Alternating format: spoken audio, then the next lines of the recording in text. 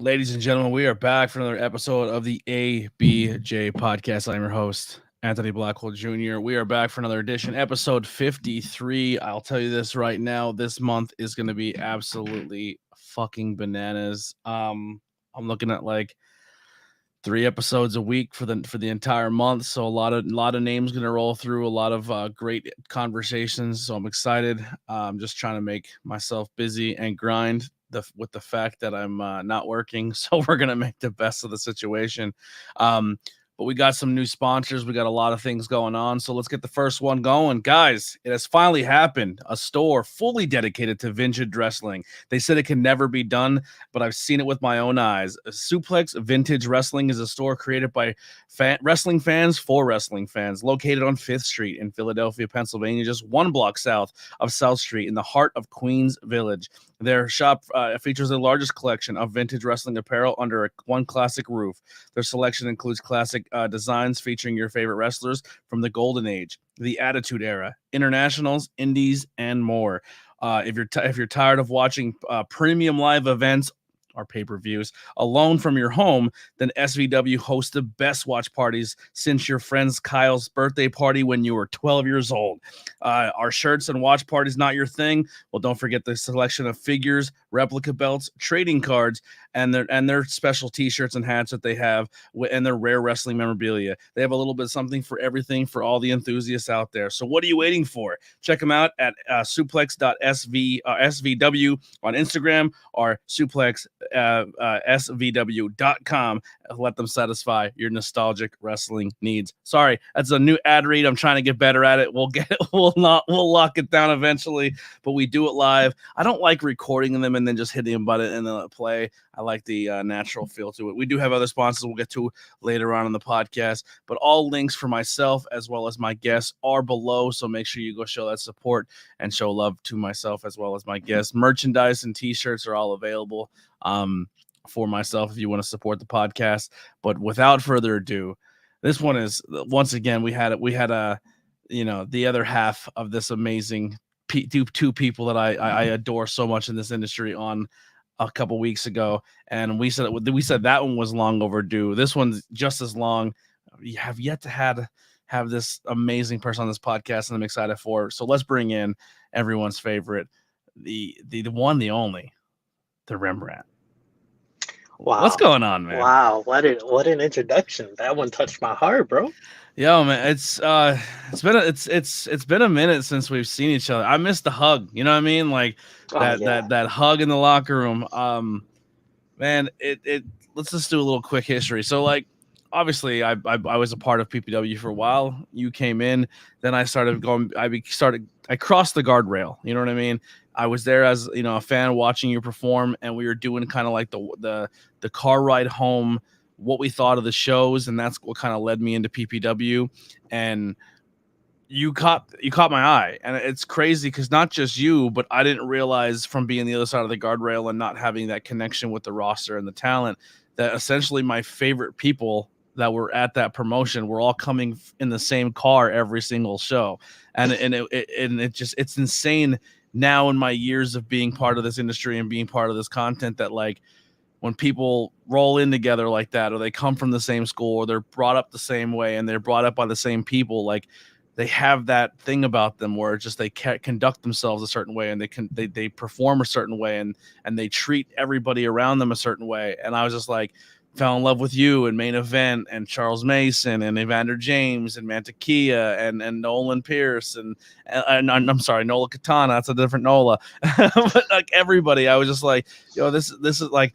And then as the years went between PPW and Camp Leapfrog and High Tension, it just like it became like my tribe. I look forward to that group of people, and unfortunately, things got busy and things are crazy, so I just really can't be at PPW. But you were definitely a bright spot, you and Cosmic. Like, I looked forward to going to shows, even with all the craziness of life and the uncertainties of professional wrestling. It was just like, all right, listen, maybe I'm not going to have a great time or things are going to be bummy for me, but at least I get to see my people. And I miss you, man. Well, first of all, before I cry, I miss you too, bro. It's honestly been way too long. I appreciate excuse excuse me, I appreciate the flattery, and I appreciate being mentioned in those group of people, because it is a flattering and talented group of people to be mentioned with. Um, but yeah, dude, like, I don't know, like, obviously everyone gushes over the people they came out into the business with and grew up with, and all that good shit. But I won't get too detailed into it. But if you came out of that particular era of House of Glory, being trained by the Amazing Red and stuff like that, like, you really had to work for it, and you really had to earn it. And however many years it's been, I think like I'm approaching year 8 or something like that. And just to still be able to like be privileged enough to do this shit, to be able to travel and to still look around and see these same people that I started with still scratching and clawing to make their own way, like, it's a fucking good feeling, because this, not everyone in this business like lasts past 5 minutes. So to be able to share that is definitely something beautiful. And like I said, it's been way too long since we've seen each other. Yeah, and like a lot of that crew that we just talked about too were, and I'm not saying that it wasn't, the opportunities weren't there at your home promotion, but essentially like PPW was one of those promotions where it was like you guys were sent out there almost like an excursion, like when the young boys of Japan get sent out to another place and they have to go and earn their keep so they can be, honored more at their home promotion. And that's kind of like what a lot of people did with PPW. Like Charles was like not being really utilized. Evander wasn't being utilized. Main Event wasn't being utilized. And they all kind of went to PPW, made something for themselves, and then went back. And now they're major players at House of Glory. You know what I mean? So it's so that like those early days of like watching you guys all come up and grind is just, I don't know, it's really important. And I just want to tell you the moment that I fell in love with you and just seeing like how fucking tough you were and just your character and how so fucking absolutely committed you were. And I felt all this even before we had this conversation. Bro, you did a moonsault from the top rope turnbuckle to the outside of the ring and caught nothing but your shin bones on a steel guardrail. And it sounded like a gun went off. It was the loudest thing I've ever heard to this day at a wrestling show. And I thought to myself, if this dude's legs aren't broke, it's a miracle. And you got up, you limped, some explicits came out, you finished the match, and immediately went to a hospital, and thankfully no major injuries. But it was just like, I remember seeing on the car ride home with BP, and I was like, yo, I love his character. I love the way he conducts himself. You could tell he's so hungry without it, because I didn't know you like that then. And then just like to be able to go through that moment in your match and knowing you're probably fucked up, and to even have the heart and determination to get back in there and keep going, but still stay in character. I was like, this dude's my favorite. Like, well, I appreciate that. First of all, like, I just want to say that was like the first time I ever experienced some shit like that. Like, I had never had any physical injuries before that. So, you grow up watching wrestling, obviously, and you see your heroes do this shit, and you're like, wow, they're so fucking tough and cool, and, I wish I could be like them. But then it's a different feeling entirely when that moment actually presents itself. And in hindsight, should I have fucking moonsaulted? No, of course not. But, the love of the game, all that fun shit. Try to make moments. Exactly. And it was one of those moments where I think I don't even realize how committed I was until that happened, because it wasn't a question of should I get up or not. Like, I absolutely knew something had to be wrong. And even when I stood up, I immediately like almost collapsed back down. But, I think I laughed because I was trying to, just laugh off the pain. But that, like, not finishing never once crossed my mind. And I think that you say like that's where you fell in love with me, and I appreciate that because like this shit is no joke, and I try to give everything to what I do. So in and out of the ring. Another thing that I think you shine very hard with is you're passionate. Like you will go to a promotion that maybe has 15, 30, it doesn't matter the size of the crowd. If that company puts you to a storyline, you work really, really hard to make that to the biggest storyline in the company. You're going to do the extra work outside the company with your promos and showing yourself out there to make yourself like seen. Another great example of that is at PPW is when, there was some uncertainty with the title picture. They were coming back from the pandemic. They were in a new venue. They didn't know how much was going to carry over from the old venue. And they put you in a storyline with Chris Slade, and you guys worked your ass off on that storyline. And I remember seeing like the one night of a show, it's like, hey, I think we're gonna move on from the storyline. I go, I think it's a mistake. And they're like, why? And I was like, bro, the fans are more invested in that storyline than your main title. They're more invested in that than your tag team titles. And you're known for being a tag team company. Like, no offense, but like your promotion is never being shown on social media. Like there's no one putting promos out. There's no way to watch the content unless you're watching on WILN or Fight. Like you're not pushing the brand, and you have one guy pushing your brand, and then you're going to go away from that storyline and then put him in another limbo situation where he has to fight for another storyline. It blew my mind, but you just stayed true to yourself and to your course, and you're just like, fuck it, whatever you give me, I'm just going to make the best of it. I personally don't really know what's happening there now storyline wise, because once again, the only way you can really watch it is through those means. But man, like people are fucking crazy if they don't book you. They just really are, because like your dedication to what you do and how you present it and your storylines and stuff is special. I appreciate that. Honestly, I do. And I feel like maybe even a year ago, I would have been very humble about that. But you're right. Like, people are crazy if they don't book me. And at first, it used to get to me. But now I realize that, Real quick, too, just to add to that. And you were doing that entire storyline on a knee you probably shouldn't have been working on. Oh, yeah. Just putting that out there, too. The torn MCL days, good times. But no, like I feel, and I honestly feel this way about like just every aspect of life. If I don't care, some good praise. I like this guy a lot too. Jay Messias, Rembrandt's my guy. Taught me my first bumps. That dude works his fucking ass off too. I'm a fan of him. My guy, yes he does. I'm very grateful I get to work with him at Sanctuary. Harley in the chat says, "Hey," and my fave. Listen, he was my fave first. Harley, back off. Nah, Harley got a special place in my heart. No, me and Harley were very, very early on Team Rembrandt Cosmic when nobody else was. That's why I think that was like me and Harley's bond was essentially used to. We're just like, yo, that's our guy. Because everyone else booed us, but we didn't. And that's the thing is, like you said, I put all of this passion into it. I try to put the brand on my back as much as I can, whether that's as a champion, whether it's not as a champion.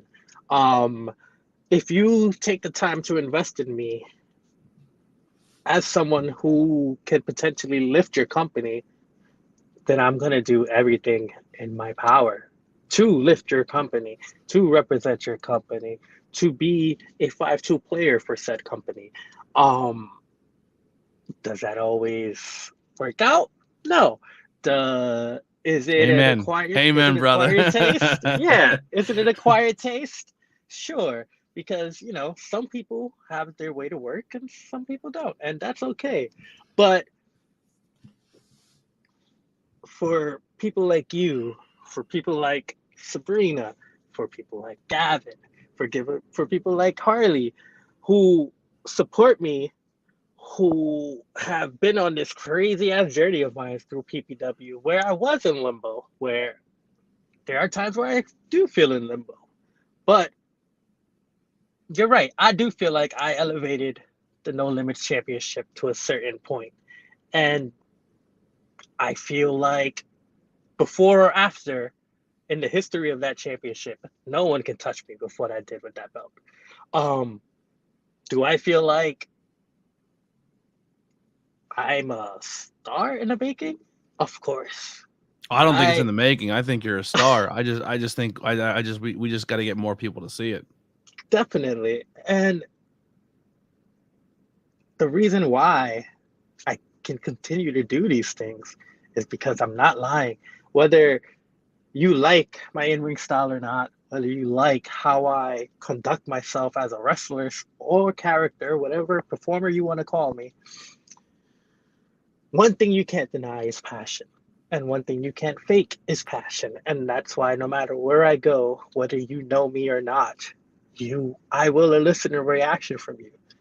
Um, and that's really all it's about. It's about eliciting these reactions and giving people the same feelings that I got when I was young and I needed my heroes to get me through. Especially nowadays, we're in a post, pandemic age. We're in a very tense societal period for the most part, and the ability to entertain people for however long it might be is not lost on me. Like, it's a privilege, and so I like to maximize that privilege. Yeah. Yeah, like I said, there's so much more I can just dive into here. I just don't know how much. I just know how much I really want to put out there because, like, man, like another thing that we bonded over too is just like struggles outside of this business and where we lie mentally and how we're you know what I mean. But like, we'll have a conversation backstage, and then you hit the curtain and you transform. And then you hit that curtain again, and usually I'm there, like, because I'm done. Like, I used to rotate on commentary, and then we would get out of the curtain, and like that, like that world and all those things that you're going through disappear when you hit the curtain, and then Rembrandt comes out, and then you hit the curtain, and it's like that, and then you have that 15-20 minute cooldown, and then you're like, fuck, I gotta go back to this world. Like, can I just live in what just happened in those 10, 15 minutes out there forever?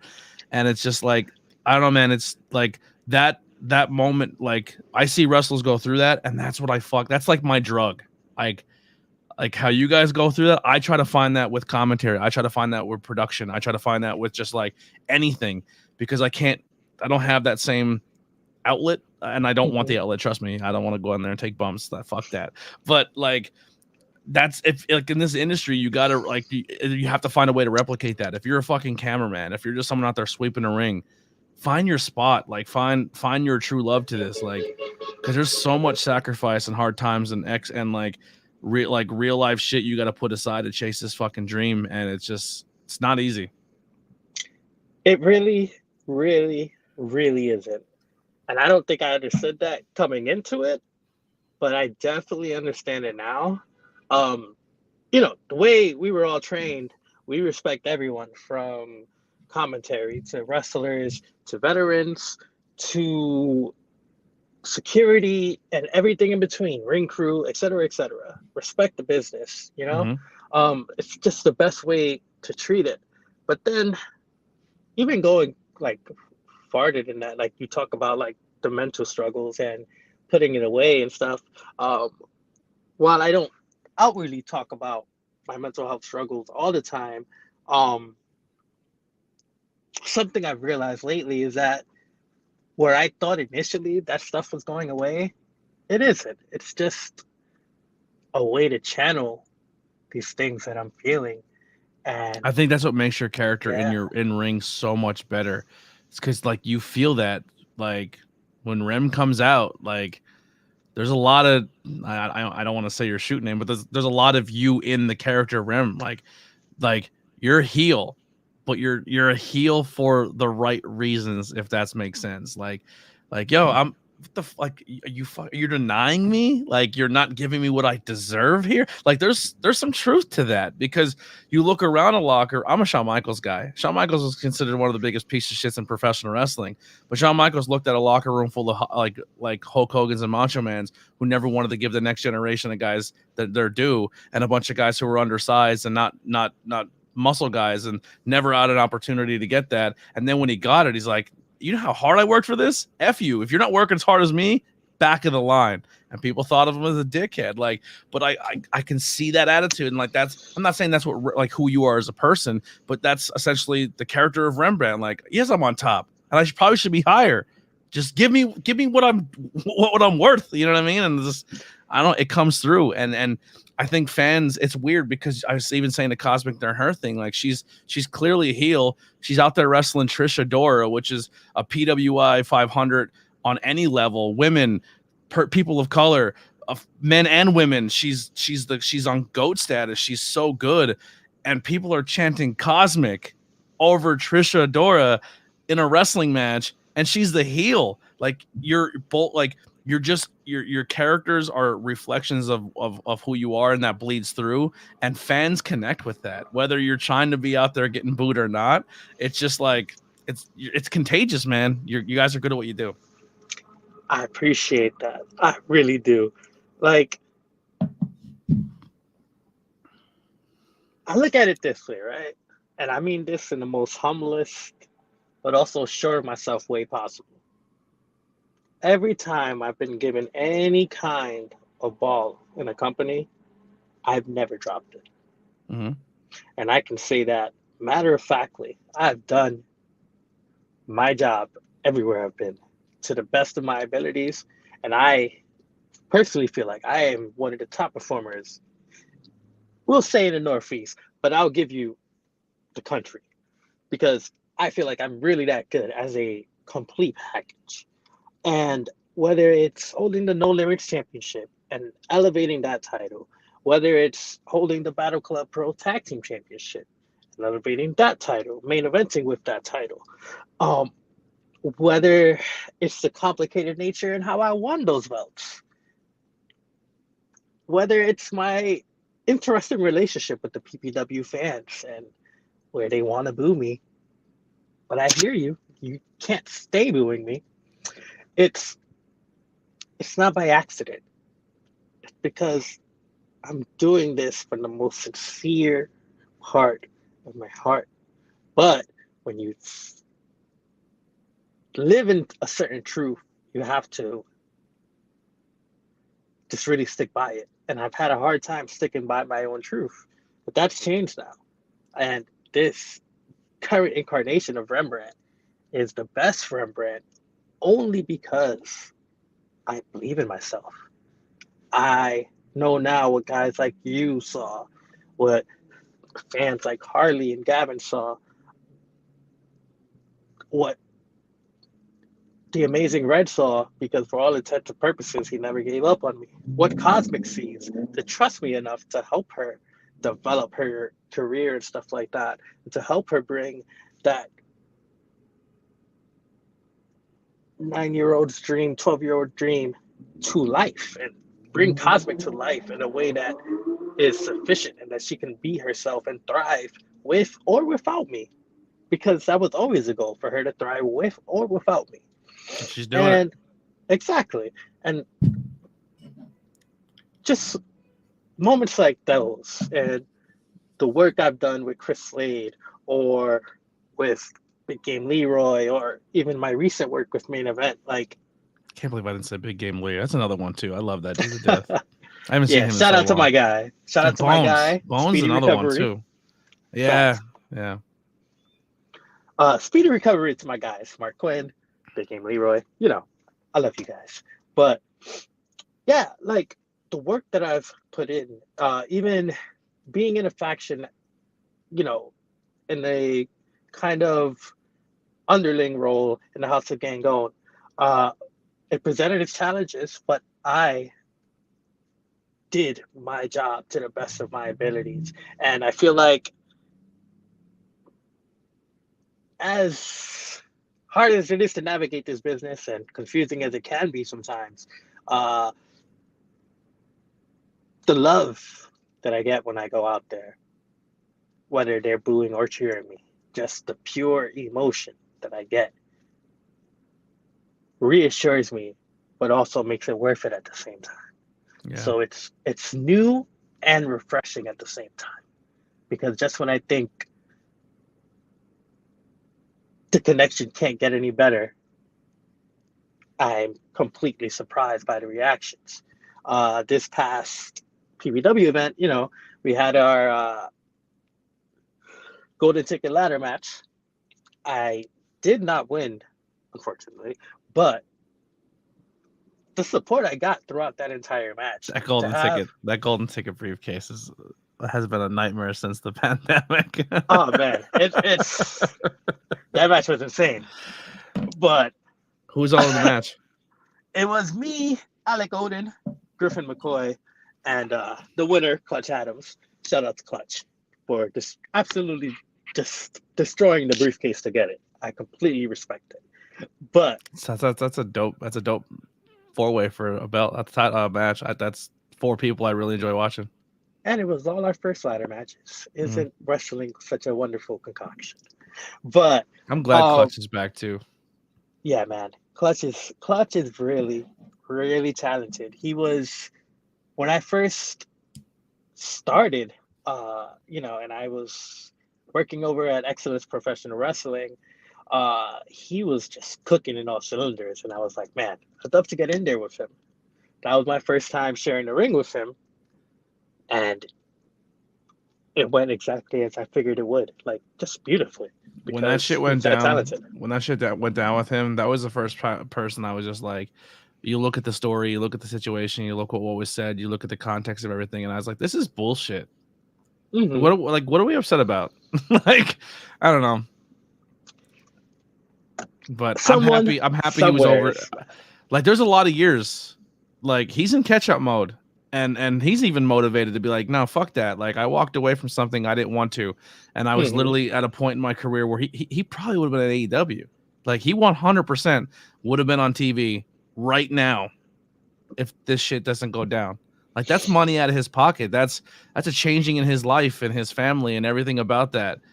Because he said he had a tweet when he was 17. Like, are you fucking crazy? Like, yeah, I just, and whoever the people are who dug that tweet up to do that, I don't know who you are, but respectfully, fuck off. Seriously. And like, because, and the thing, like, I don't try to like have any firm stances one way or another. And the reason why is not because I don't stand for anything, but rather because I stand for the development of people. Like, we are a species that learn from trial and error. We can't be better. And we're all fuck-ups. Yeah. Every one of us. We're all fuck-ups. And we're struggling to figure shit out. Especially at 17, dude. Like, I remember when I was a fucking teenager, and I'm sure if you go through my history, I was saying, if they had cameras on when I was a kid, it'd be over for me. Exactly. But also, like, here's the thing. He was in trouble for saying the N-word. But it wasn't like in the context of I hate this group of people. He was a kid that grew up in like a city. He grew up like probably the only white crew, like the white dude in his crew. And at that point in time in early 2000s and shit like that, it wasn't uncommon for different races and cultures to use that word and say it. And I've never personally, I always felt uncomfortable with it, but like it was not a thing. Like, you'd be at the basketball court and it was thrown around, like, you know what I mean? Like, but in terms of endearment. So when he said it, I was like, this is essentially people who don't know culture, you know what I mean? And at the time frame when those are said, but like, the dude's in an interracial marriage, has kids, like, he's not someone who's a hateful person to people of color. Dude, you'll be surprised, man. Like, first of all, as a black man, like, it's a weird conversation we just went on. Sorry. No, dude, you're perfectly fine, because it is very true. I have friends who are not black who use the word. I have acquaintances. I have dated people. Et cetera, who all use the word. So for me, there's a certain kind of numbness to it, because, and I can only speak for myself, I look at it as yes, I understand the connotations, I understand the history, but I'm not going to let that dictate anymore. And so I believe in taking the word back and repurposing it and making it a term of endearment as a fuck you to the people generations before who used that to hold us down. Mm-hmm.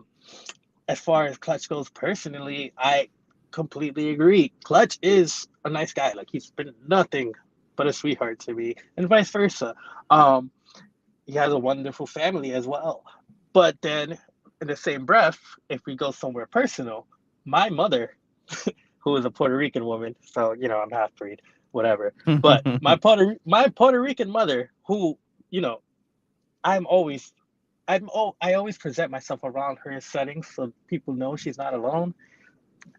They have called her racist, even though like I am black, and I understand where people go with this, and I am not here to tell someone or people how to feel or how to whatever they want to do with these perceived feelings. All I can really do is to be what I believe is the best in human beings, which is our ability to one, learn from our mistakes and then grow from it. Mm-hmm. We've all been very shitty people.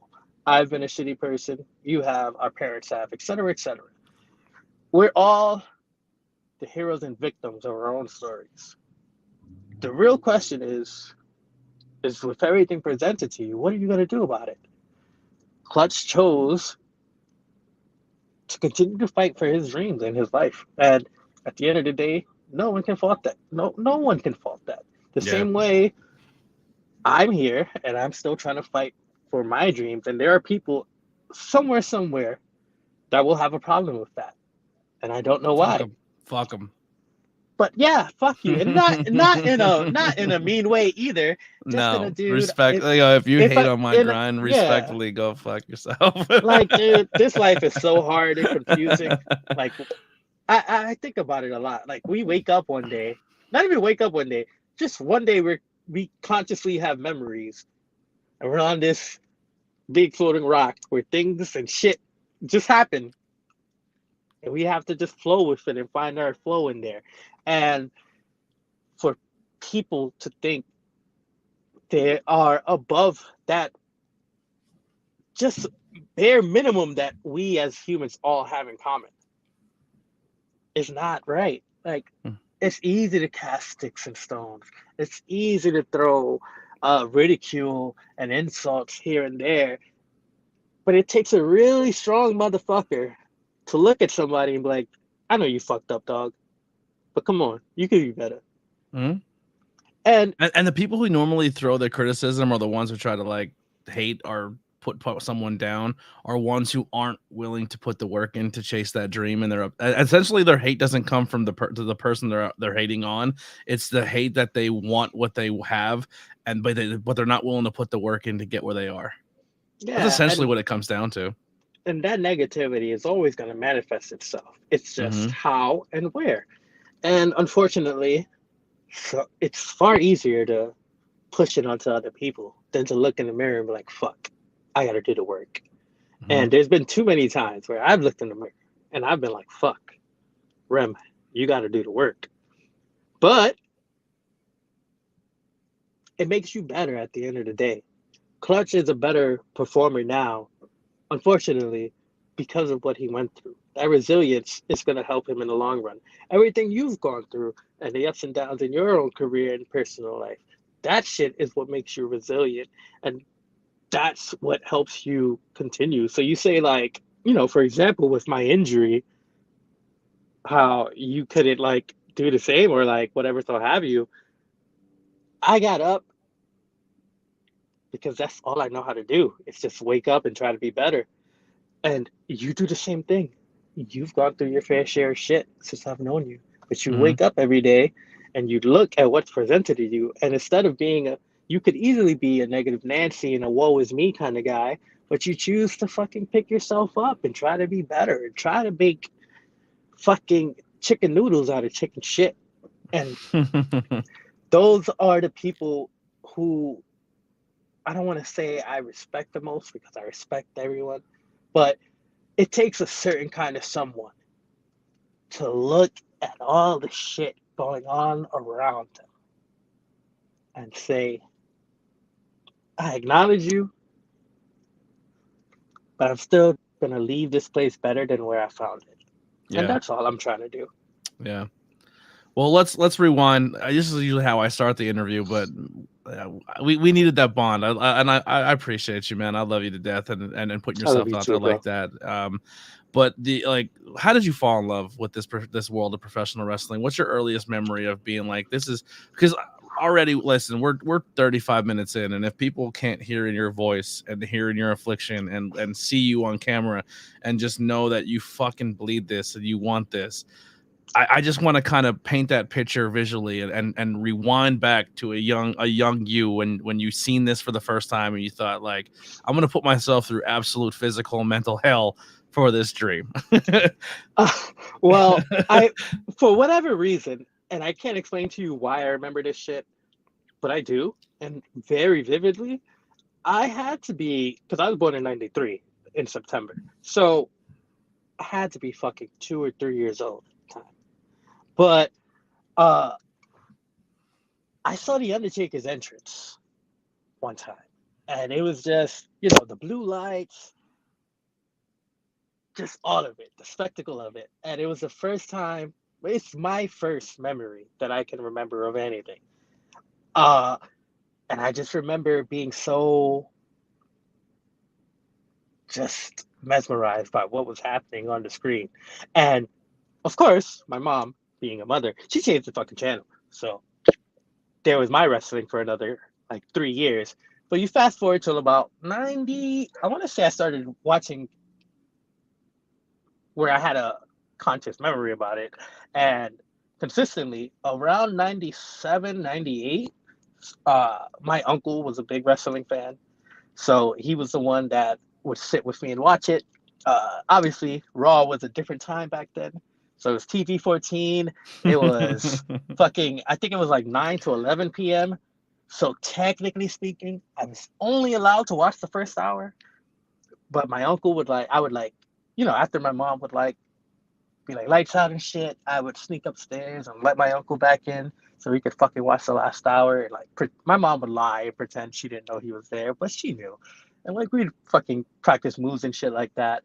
Um, and so I grew up a big Attitude Era guy, Stone Cold, The Rock. The Rock was my guy just because, to a certain extent, I felt like he looked like me. And that was really Representation. big. Yeah, that was really big. But, The Rock, uh, Triple H, Austin, Mick Foley, Kane, and Undertaker.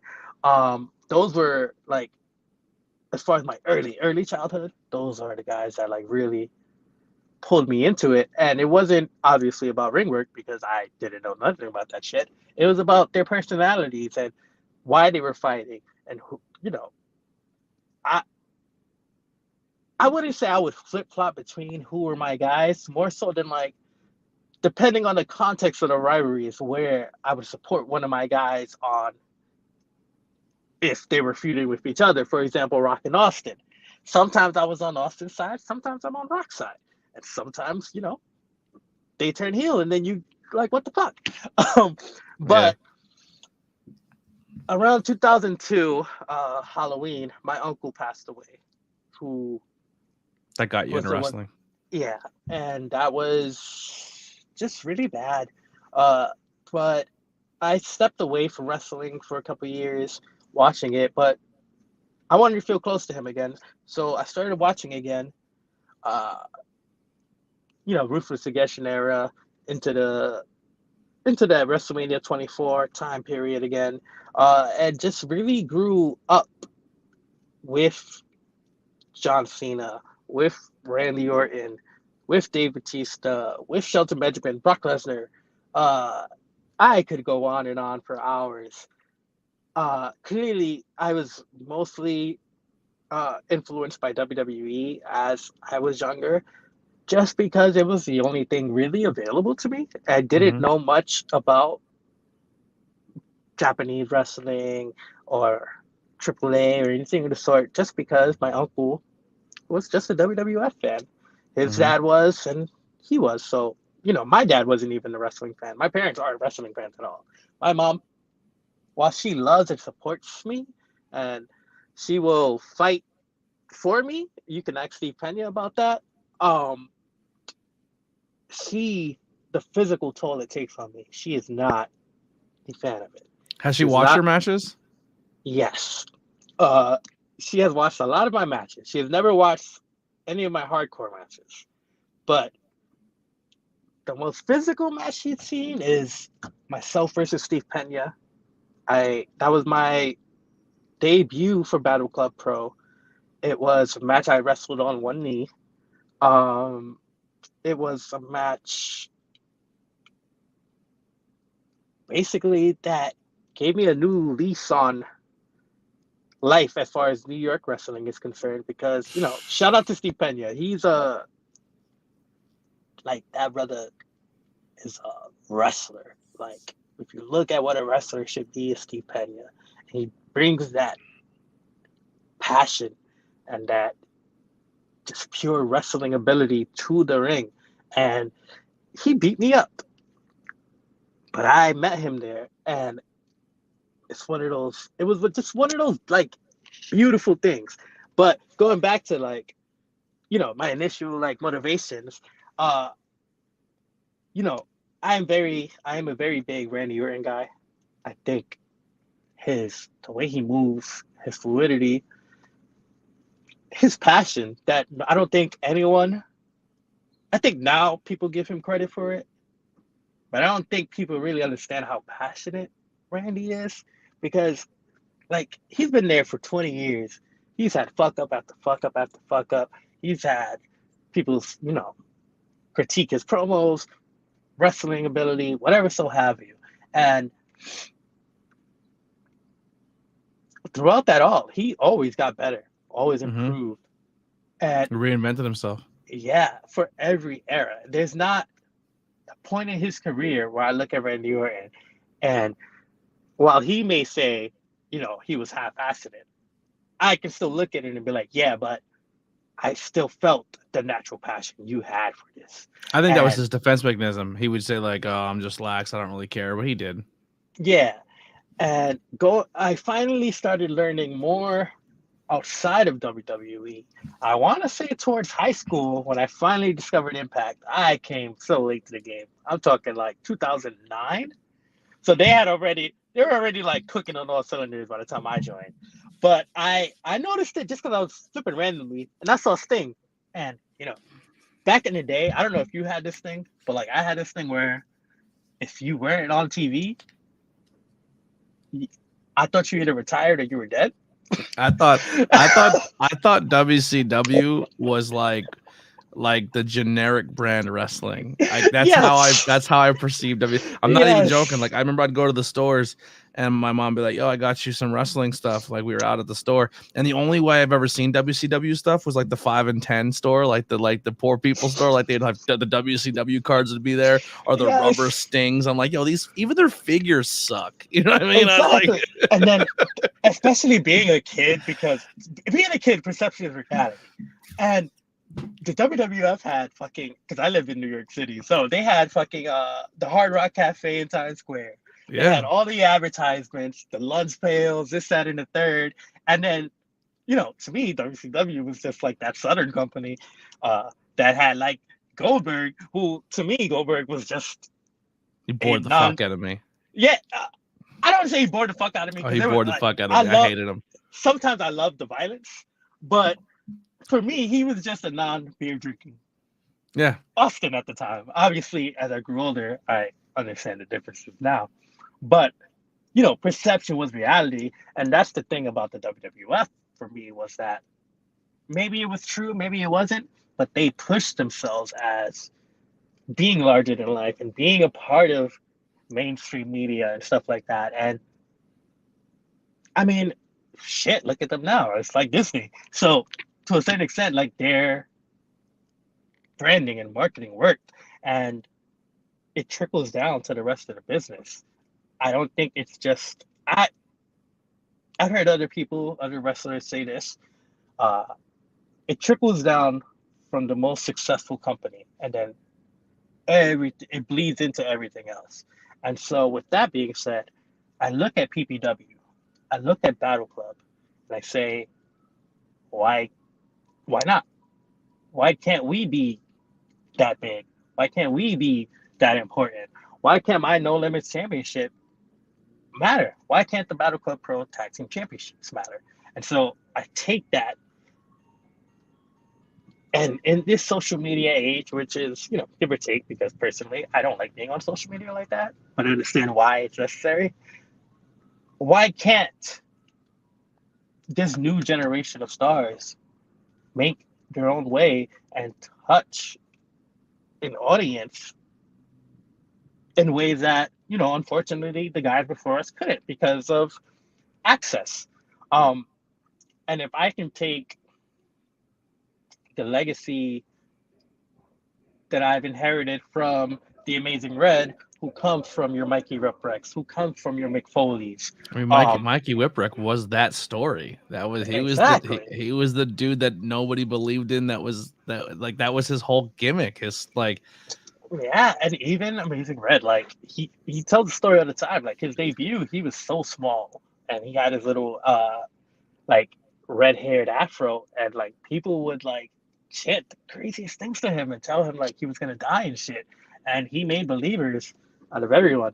And so I don't take that lineage lightly, while also understanding that I have a chance to do something well monetarily. It may be difficult. There's also another name in there that I would say that was as a huge influence on you as well. Unfortunately, we lost him. Maddie. Yeah. I've never personally met the guy. I don't know anything about him. But it's one of those things where it's when people carry on a name or a legacy, or they like you feel the love of that person through somebody else, and that's Matt. You know what I mean? Like I said, I don't know him from a hole in the wall. I've never seen him wrestle. I've never seen any of that. But like I said, that group of people who would travel from New York to PPW, they all said the same thing. They all had the same thing, and they all gave a lot of their credit to that person. And it's just like, Jesus, like that's an impact. That's an impact you want to have for the rest of your life. You know what I mean?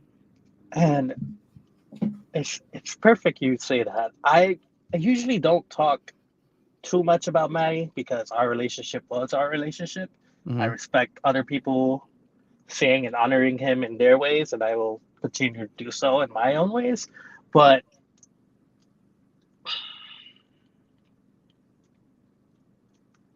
he probably wouldn't take credit for this if he was here.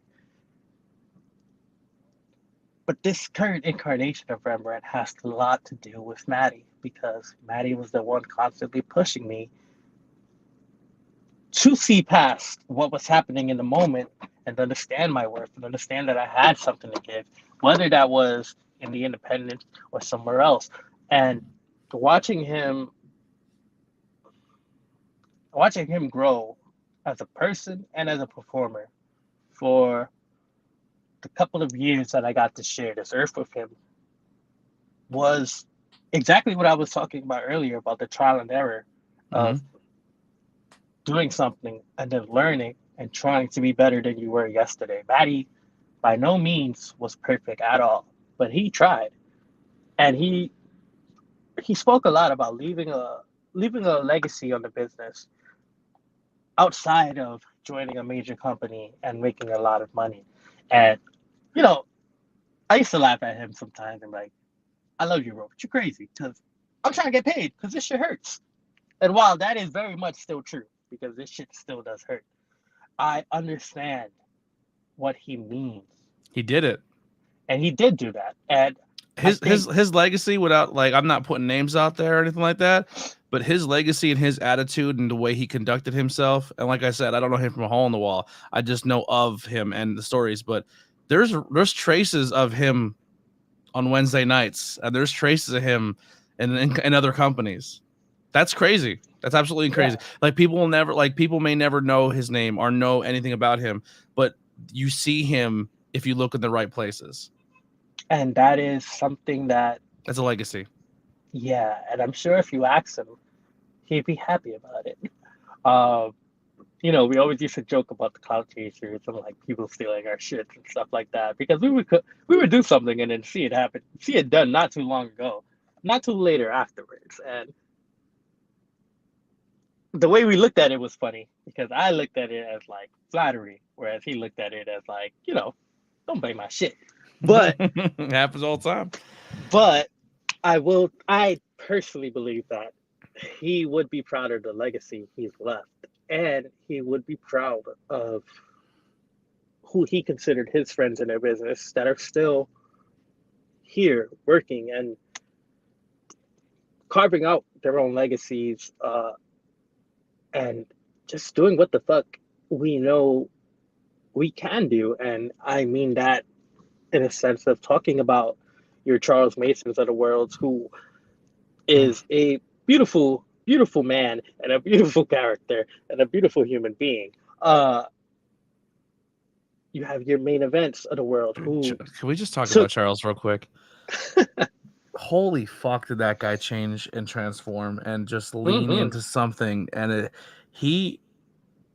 I feel like he's right there. He's got to be right there. Like, if there's people not watching him that'll be like, yo, how is he not on the next level? Dude, literally, he went from the Playboy billionaire, spoiled brat kid. Then he had that small run of a baby face with Evander, which I wish we would have got more of because it was fucking hilarious. I literally, like, I always tell this story. He went into a crowd, started the night as a heel, then turned babyface, and then right back to heel in less than 15 minutes.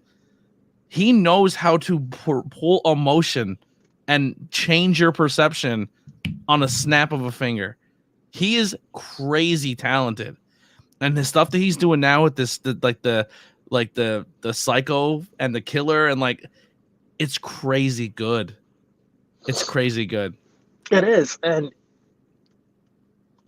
when you're good, and you know you're good, that's where the magic comes. And Charles is good, and he knows he's good. And now he's just getting the opportunity to show everyone how fucking good he is. And he doesn't need tag team partners or stablemates or anything of the sort. Because he, as an entity, is just that fucking good. And anyone, unfortunately, who's around him in a stable right now or in any point, it sucks because they could be the most talented person on the roster too. But he cast a big shadow. Yeah, and while some people look at that as intimidating, others may look at it as a challenge because ultimately, like, iron sharpens iron. That's what we always say. And, we're all talented individual people on our own. But the work we put in at House of Glory, the work we put in Woodward and the boxing gym speaks for itself, and that's why we're able to go out to all these different places, and no matter what happens or what people say, one thing you can't deny is, hey, Redskins are pretty good. And pretty good is an understatement. Y'all fucking if I was a billionaire, dude, and if I had my own company, I don't. People are shitting on WWE right now because they have 13 world titles, or AEW has 150 titles. But honestly, it would be like everybody. It would be hard to pick everybody to be like, you know what I mean? To like, who's gonna rock a belt? But man, and that's a beautiful problem to have. Yeah, I will say that's a beautiful problem to have. That New York scene, just in general, man. Like I said, I've been very blessed to be part of the Pennsylvania scene for a while. The Northeast PA scene. I don't want to take credit for all Pennsylvania because there's a lot I don't see. And then like breaking into Jersey, but I've been peeping New York, and like a huge reason why I've been watching the New York scene is because of you guys. And then like I even told Cosmic, I said, man, the female wrestling scene is good right now. It's really good, but it ain't New York good. That like New York treats women wrestling on a different fucking level. They really do. Like you look at that scene up there, and I like I said, I don't know much about the place, or I don't know like who's in charge or what's going on there, but that Battle Club man, I like what's coming out of there is impressive. Well, shout outs to Joaquin Morales, Mr. Martinez, and Hoke. Those are my car wasn't broke, I'd be making travels up there. Like, but I'm trapped in these four walls for the foreseeable future. That's why I'm podcasting almost every day. I feel you, bro. I feel you. But don't worry. Once you're good, we'll definitely get you down here. But going back to what you said, like, Battle Club is different. It is different in a good way, and it comes from Joe Kim having a good heart. We may not always see eye to eye, and he isn't too fond of like who I keep as company and federated and blah blah blah blah blah. But he cares, and he doesn't like we saying he cares can be so vague, but he cares in the most human way someone can care about you. And being in this position of my career now and seeing that, I can look at that passion, that emotion, and say, okay, that's something I want to be a part of. That's something that I can identify with. And so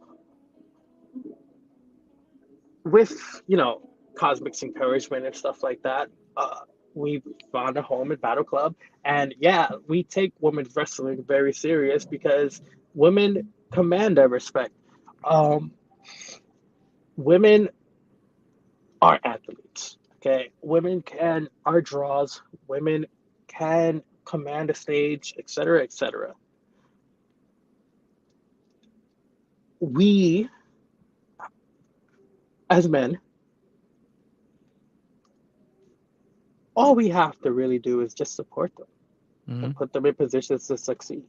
And Joe Kim will put you in a position to succeed despite your race, despite your sex, despite your beliefs, whatever so have you.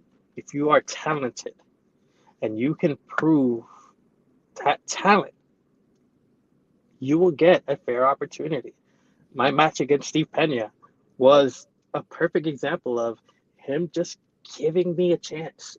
It was my first main event of my career.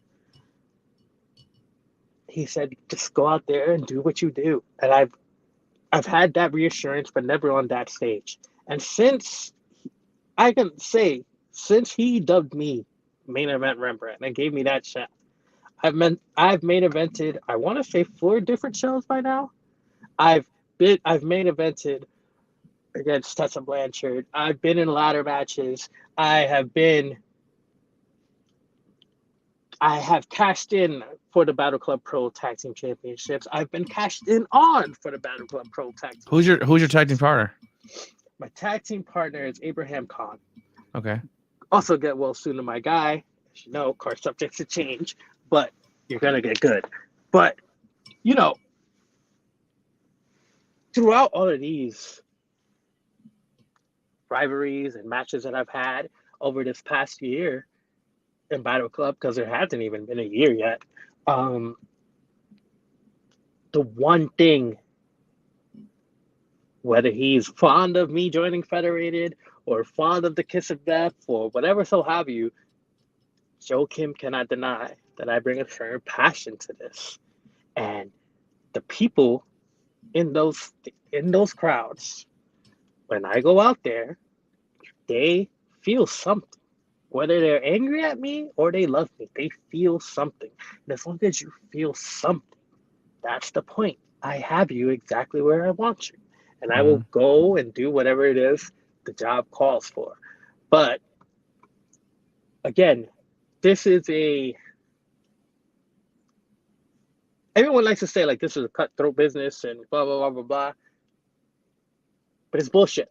This is a business of unity and cohesion. I cannot perform without my promoters. Promoters cannot promote without me. There's how you said unity, and here's a cool thing about Battle Club that I've been kind of peeping a little bit is because I like what I obsess with when in this business is not just like when I go to a show. Obviously, I'm a content creator, and that I put that on the back burner, and I want to actually get to know the talent and become friendly and all that stuff. And I think that's what sets me apart. But like, I like to learn where they came from. I like to learn what their background was at a school, and because I think it tells you a lot about that person's character and how they conduct themselves. And there's two schools that of people who have come out of places in the New York scene that I really, really respect, and I love what they do. And Battle Club kind of has that melting pot of the two coming together. So you kind of have that like that Amazing Red kid, like some people there flying in. And then you got those Johnny Rod kids flowing in there, and boy, if that's not a match made in heaven, that's you're like like, you know what I mean? Like that's two really good places, and they just put out good performers and good people. And if they're finding each other in another place, and that place is Battle Club, that's fucking magical. And that really is what it's about. Like, it's just magic. Like, Joe Kim told me, he calls it the fallout shelter because he wanted, no matter what scenario you were coming from or whatever so have you, he wanted wrestlers to know they had a home. And that no matter what was going on, this could be their home. And he has extended that door and home to me in a way that I fully cannot ever repay him for, other than just going out there and giving my absolute 1,000% of my soul into what I do. That is the only way I can thank the people who have given me the opportunity to do what I do. Amazing Red, Brian Excel, Mikey Ripwreck, Mick Foley.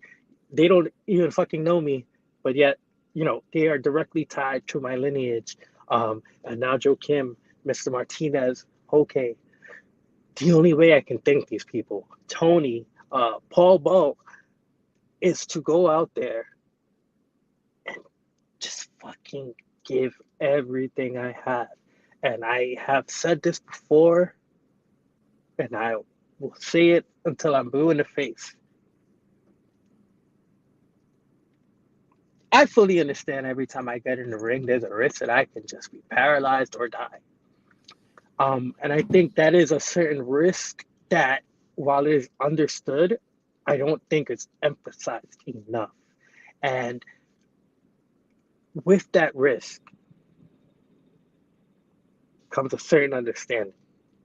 And my understanding is that as long as I'm blessed enough to do this, and people give me the opportunities to do this, I will give you everything I have, whether that's on one knee, one leg.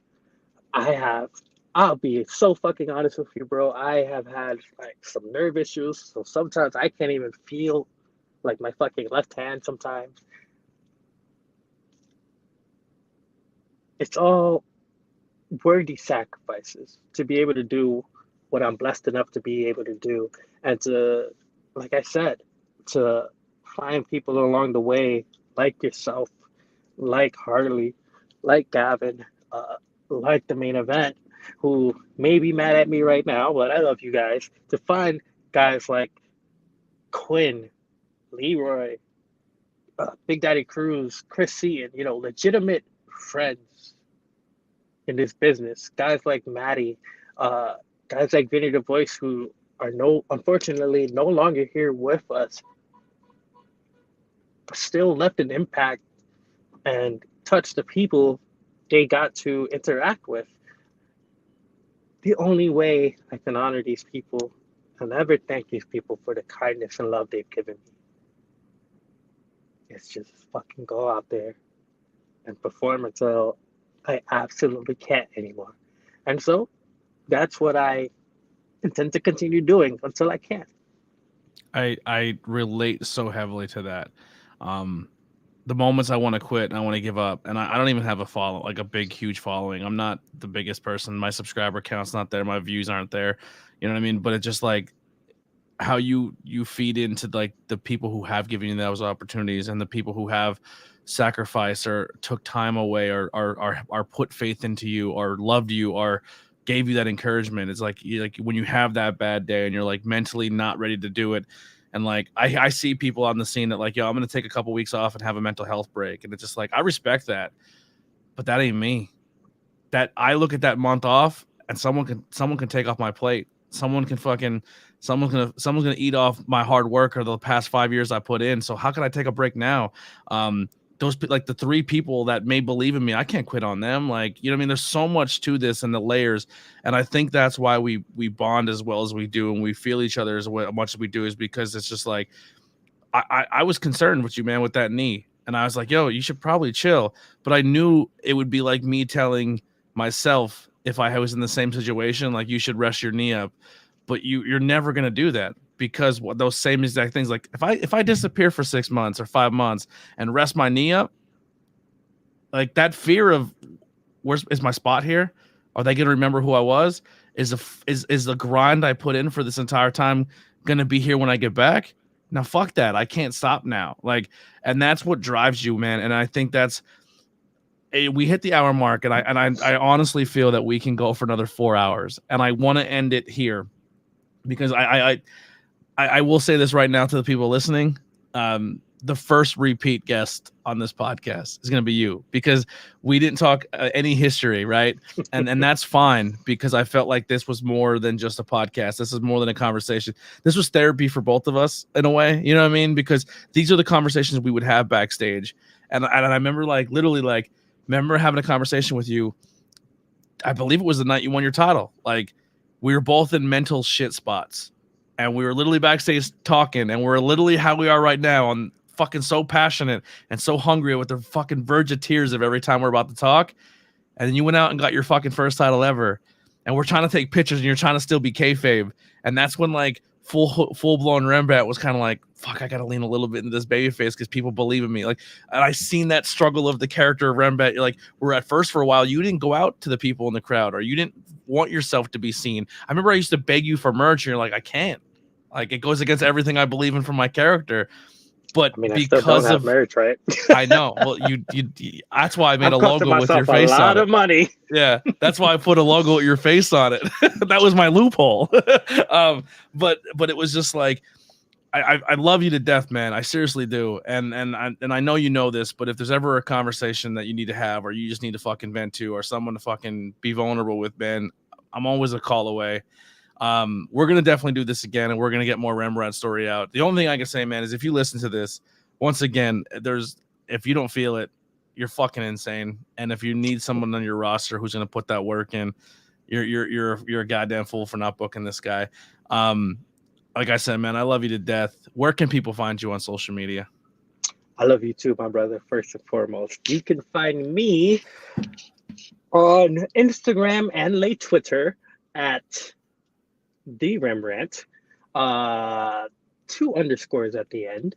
I do not have a blue check because I didn't have one before, and I'm not gonna pay $8. I post not enough, but I will post enough to keep you interested. And again, if you were nice enough to listen to this podcast and spend this last hour with myself and the great Mr. Anthony, thank you for that. And just, if you take anything out of this, just fucking live your life with passion. Live in your fucking truth, dog. And don't let anyone tell you can't do something. Because chances are, they just probably told themselves that shit. And they need to make themselves feel better. That's exactly what it is. Links below. Like I said, follow him on all social media. Make sure you hit those comments and kind of likes and say, hey, ABJ sent me. Get this dude out there, man. Share his shit. He works too fucking hard to not be in more homes and more people. Go seek out his matches. Type in Rembrandt Wrestling on YouTube and just go watch. He's working his dick off. You know what I mean? And it's like I said, the promos, everything's there. Support, and we're gonna get that fucking merch going, whether you like it or not. We're gonna figure something out. Don't worry. I am working on it. It will be done. I can't say when, but it will be done. I promise. Yeah. I have 485 logos. I just can't sell a T-shirt. so when you finally put your one out, people are gonna go for it. But listen, and I may know some logo people. So if you need art, hit me up and let me know what you need, and we can. I know some good people. One of them being right here, Hunter Dillon. That guy right there makes a lot of my logos. So if you see a lot of those like dope ass shit, it's probably him, my buddy Kai, or Haley Stokes, and they're all amazing. So we'll let you guys on that note, and we're running this back. We're having another conversation. You know what I mean? For sure, my friend. If I keep talking, we're going to be here another hour because it just. But we're going to end it there. I sorry I didn't get to any questions in the chat. I just felt like today's wasn't. I hate to say this for the live chat, but this wasn't for you guys today. You know what I mean? This was two people who haven't talked in a long time finally getting to talk, and you guys were just lucky enough to see it live and listen to it back, and we appreciate you for being a part of that. If you want any indication of maybe what an ABJ has a conversation with some talent backstage, this is it. This is about as close as you're gonna fucking get. I always get told, how come you don't have a camera backstage when you're doing your vlog? I say, because some of it's so personal and so deep that I don't want to put people out there like that. This is your best taste of that. This is honestly the closest you're going to get to that.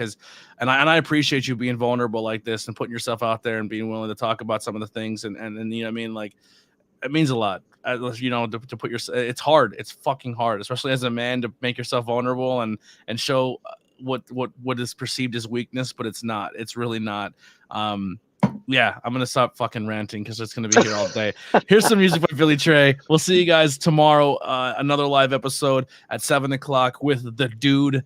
Another young start coming out of the Northeast PA scene out of High Ground Wrestling, former Backbreakers. He's less than a year into his career, and he is one of the most compelling and entertaining and funniest characters you'll see on the scene. And we're going to talk to him tomorrow and learn about him. And then also on Thursday, we have Ed House, who's a Northeast PA veteran who's been around a long time, insanely funny. One of my first interviews I've ever done backstage with him, where I actually learned how to edit and add beeps to it. I would have left all the curses in, but I thought beeping the curses made it more entertaining. So I told him to curse as much as possible, and he obliged me. So we will have that interview on Thursday. This month, I'm telling you right now, I'll give you a little teaser right now. I'll run off some names. Wait till you hear this in no particular order. Number one, obviously, Rembrandt. Ryan Vox will be on the podcast. The Dude, Ed House, Deshaun Pratt, Jay the Key Evans, Julius Smokes, which is going to be absolutely insane. I don't know what to expect with that. Brandon Downey, Squid Sterling, Pete Corvus, Just Saying, Elevation 1470, Leo Sparrow, Grimm's Toy Show. Grimm himself is going to be on the podcast. And then I have 3 more dates open. I'm waiting for one person to get me a date. And then once they give me that one date, I already have 2 other people online to be booked. So there's 3 more names being added. Like, I'm not working right now. I'm fucking broke. I can't drive to work. I'm trying to find work at home stuff. So until they hit me up saying for an at-home job, I'm going to grind this entire month. I'm 1 subscriber away from 670 subscribers. I want that 1K. I want it, and I don't want to wait till the end of the year. This is my month. I'm going to grind my fucking ass off, and we're going to get it done, and we're going to give you some really good content with some really good people, and you're going to hear some really good stories. There's a lot of good podcasters out there, but ain't none of them ABJ. And how you said before, I'm going to not be cocky, but I'm going to be confident in myself. That's what I'm pulling out of this interview today. Like, I let too many people eat on my plate, and it's time for me to get that meal. And like the young kids say, that's on period. Yep. We're out of here. Billy Trey, Converse Kid Music. We're gone.